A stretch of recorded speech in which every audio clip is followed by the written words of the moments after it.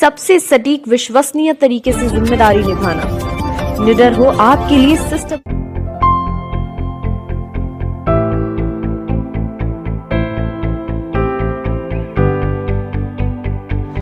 Doctor बाबा साहब भीमराव अंबेडकर की जयंती पर कानपुर की कचहरी में कोर्ट के अंदर बहुत अच्छा आयोजन किया गया और अधिवक्ताओं के द्वारा बड़ा शानदार आयोजन किया गया। बाबा साहब के विचारों को रखा गया, बाबा साहब ने बताया उस पर चलने के लिए भी कहा गया है। और यहाँ पर हम आपको दिखा रहे हैं किस तरह से ये आयोजन हो रहा है। यहाँ पर बाबा साहब को याद किया जा रहा है और उन्हीं की याद में यहाँ पर जो है वो शरबत वितरण हो रहा है, भोजन वितरण हो रहा है और दूसरे कार्यक्रम हो रहे हैं। ये कानपुर की कचहरी से हम आपको लाइव दिखा रहे हैं। आप सभी से निवेदन है, सहार टुडे चैनल को लाइक करें, सब्सक्राइब करें, यूट्यूब के मैसेज बॉक्स में जाके कमेंट जरूर लिखें। धन्यवाद।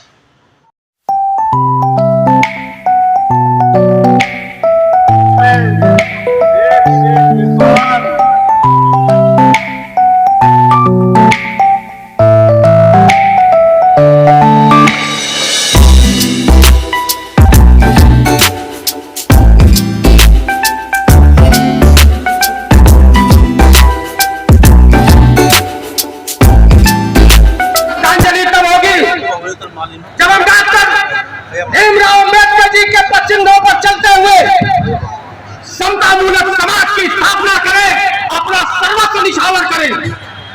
और जो संविधान को कमजोर करने की बात है वो केवल संविधान को नहीं है। जिस देश का संविधान कमजोर हो जाएगा उस देश की न्यायपालिका कमजोर हो जाएगी।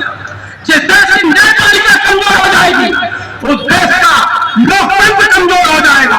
और जिस दिन लोकतंत्र कमजोर हो गया हम पुनः उसी अंग्रेजी हुकूमत के बाद के समय में चले जाएंगे।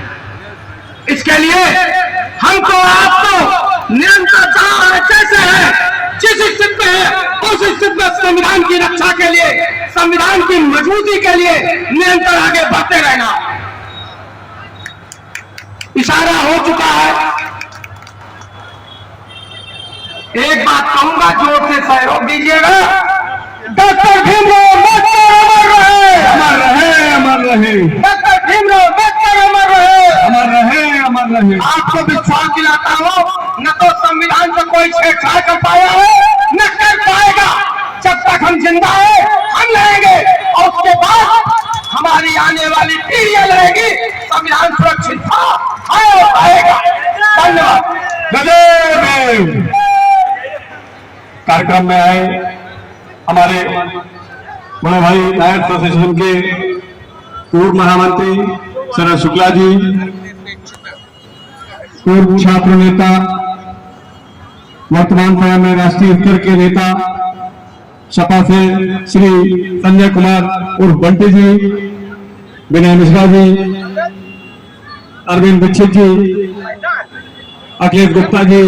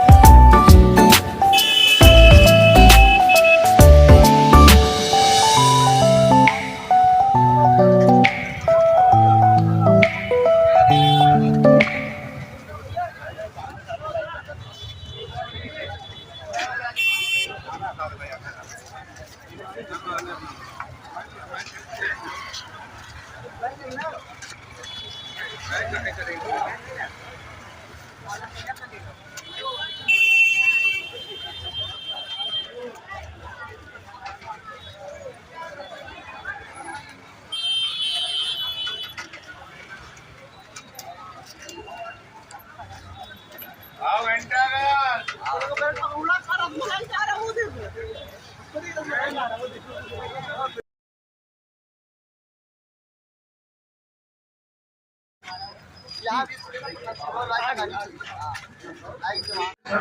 क्या नाम है, आज क्या प्रोग्राम हुआ है?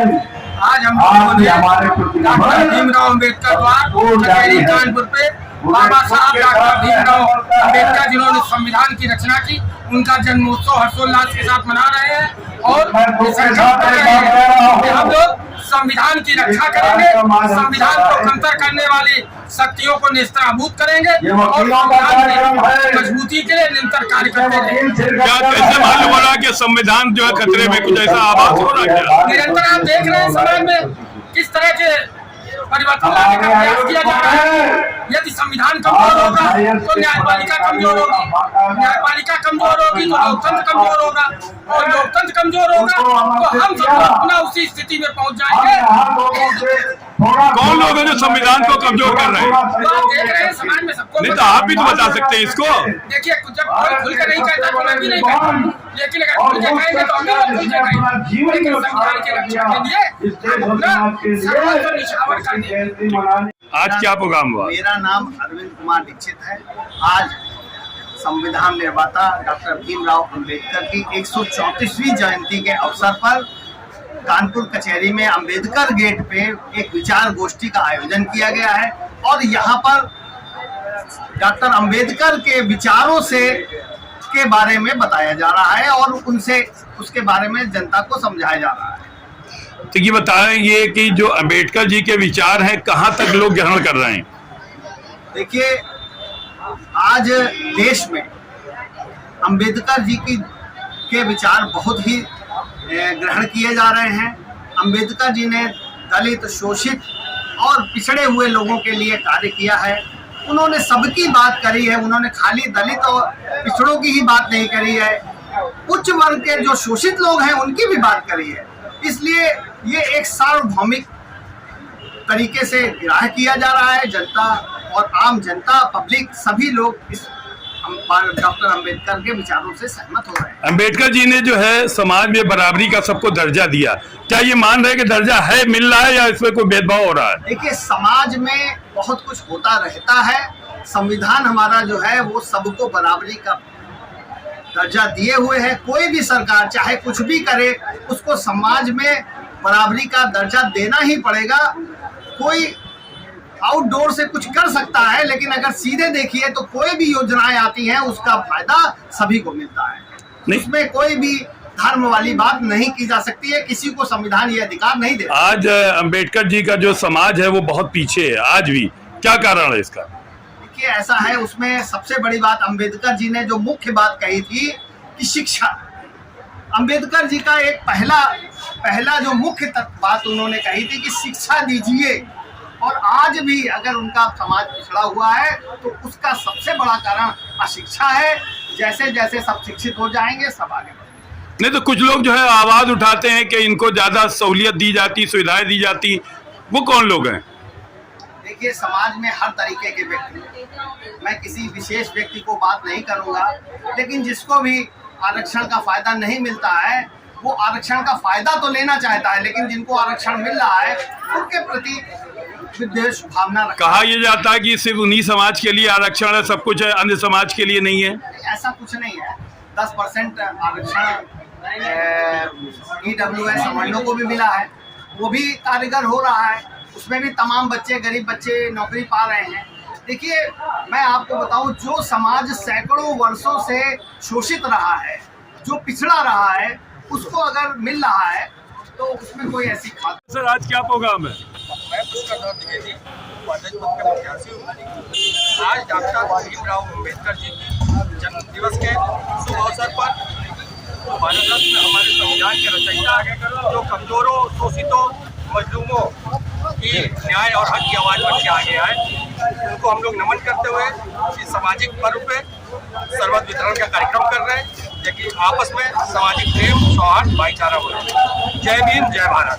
यहाँ पर जो है कुछ इस तरह से देखा गया, डॉक्टर साहब के जो आदर्शों पे चलने की बात कहते हैं लेकिन चलते नहीं है। हम लोग का प्रयास यही है कि हम लोग उस चीज़ को पूर्ण रूप से उस बिंदुओं पर चलने का प्रयास करें। बाबा साहब इस राष्ट्र की धरोहर है, हमारे मान्य बिंदु हैं, उनके निरंतर हम लोग प्रयास करेंगे कि उनके पद चिन्हों पर चलते रहें। जाओ उधर जाओ, जाओ उधर जाओ, जिससे जाना है।